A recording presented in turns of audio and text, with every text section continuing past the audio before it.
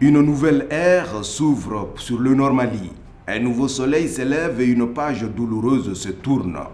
L'histoire retiendra que des soldats tchadiens ont participé à redonner espoir à ses frères martyrisés par des fous ayant surgi de nulle part. Drapés dans leurs plus beaux bagnes, aux multiples couleurs, riant à belles dents, chose inimaginable il y a quelques jours seulement, ces élégantes femmes semblent retrouver le sens de la vie ici. Plus rien ne sera plus comme avant. Vous voulez que vous restez? Il va rester.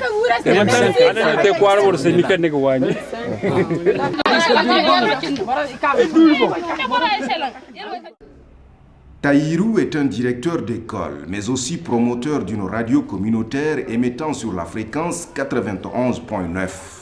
La radio arrose sur un rayon de 30 km la quasi-totalité de la préfecture de Ménéka.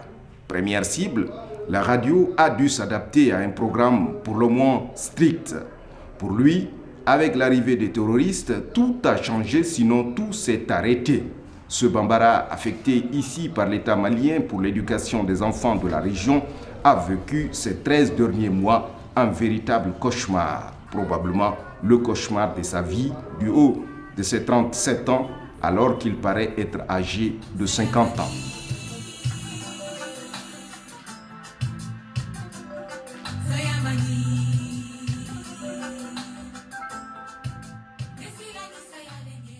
On ouvre seulement, ils vont essayer d'endommager tous les appareils ici.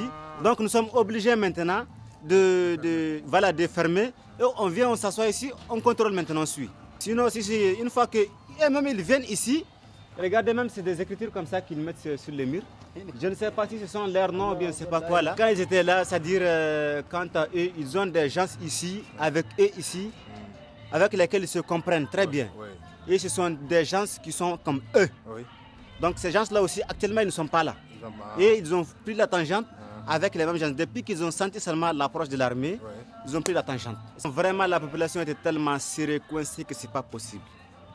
Parce que tu n'oses pas demander la cigarette, tu n'oses pas chiquer aussi les tabacs que les gens chiquent là, et ni prendre aussi la cola. Il s'agit de ces excitants-là que les gens se prennent. Est-ce que vous voyez? Ensuite, quand tu marches aussi avec un pantalon comme ça, on va te chicoter aussi. Tu es obligé de ramener les pantalons jusqu'ici. Jusqu'à la moitié ici. Est-ce que vous voyez? C'est jusqu'au niveau d'ici, hein, pour pouvoir marcher avec. Et puis quand tu rases aussi ta barbe, tu seras bastonné encore. Quand tu rases la barbe. Donc tu es obligé de laisser la barbe là. Il y a même des gens qui ont enfermés à un moment donné à cause de la barbe, du fait qu'ils ont enlevé leur barbe. Est-ce que vous voyez? Donc ils les ont enfermés jusqu'à ce que la barbe a poussé d'abord, ensuite on les libère. Est-ce que vous voyez? Et c'était comme ça. Et les femmes aussi n'osaient pas sortir sans qu'ils ne portent les voiles aussi. Est-ce que vous voyez? Même si c'est une petite fille qui sort sans les voiles là, elle sera bastonnée. Avant-hier, ils étaient là. Avant-hier, il y avait un de leurs véhicules qui était là, les véhicules de leur commissariat. Actuellement, c'est la sensibilisation pour la population en leur disant que vraiment c'est votre armée qui est venue ici encore. Parce que l'armée tchadienne et nigérienne ou bien la MISMA, c'est toujours l'armée malienne. Est venue pour, c'est-à-dire renforcer l'armée malienne. Donc vraiment de vous tranquilliser. Ne pensez plus que c'est autrefois là. Avec les bandits qui étaient là, qui ont tout saccagé. Pour circonscrire les excès et cerner les effets collatéraux, les forces armées tchadiennes d'intervention au Mali patrouillent nuit et jour, car il faut dire que certaines populations ruminent à tort ou à raison leur colère contre d'autres qu'elles estiment complices et par conséquent éprouvent un sentiment de vengeance. Les autorités locales font ce qu'elles peuvent pour aider les soldats tchadiens dans l'accomplissement de leur mission. Il faut dire que la situation sécuritaire est délétère et l'État malien a décrété l'état d'urgence sur l'ensemble du territoire national.